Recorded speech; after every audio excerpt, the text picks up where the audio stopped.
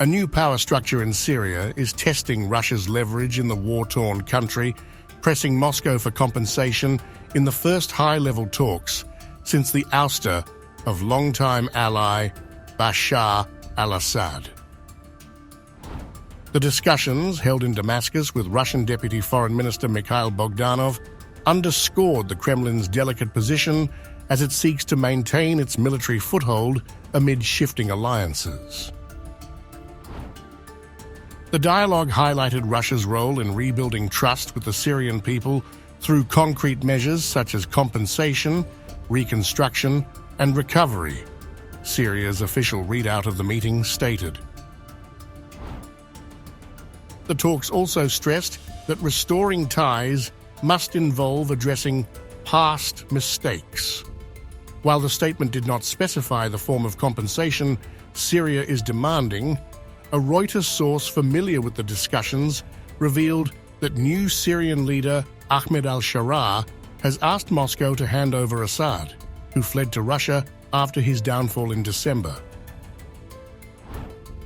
Meanwhile, Syria's state news agency, Sana, reported that al-Sharaa has been officially named president for a transitional phase with the country's constitution suspended. He has been granted authority to form a temporary legislative council until a new constitution is adopted.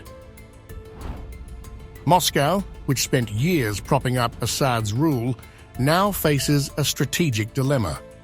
Its critical assets in Syria, the Tartus naval facility and Hmeimim air base, are at stake, with negotiations on their future reportedly stalled.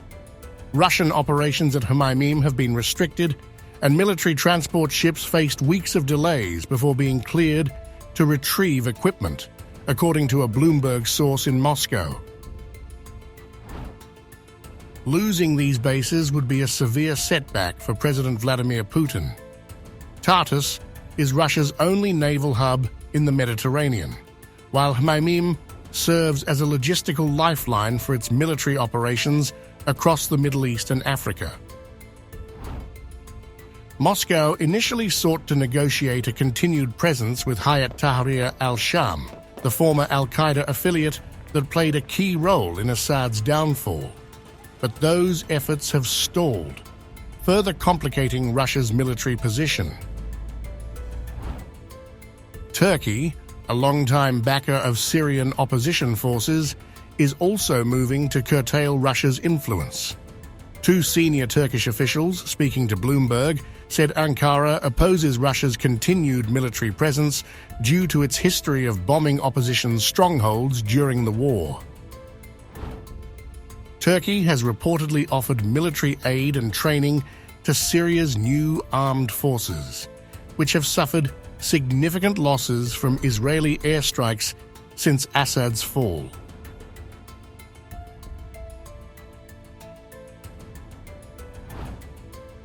Meanwhile, European nations are swiftly moving to build ties with Syria's new leadership.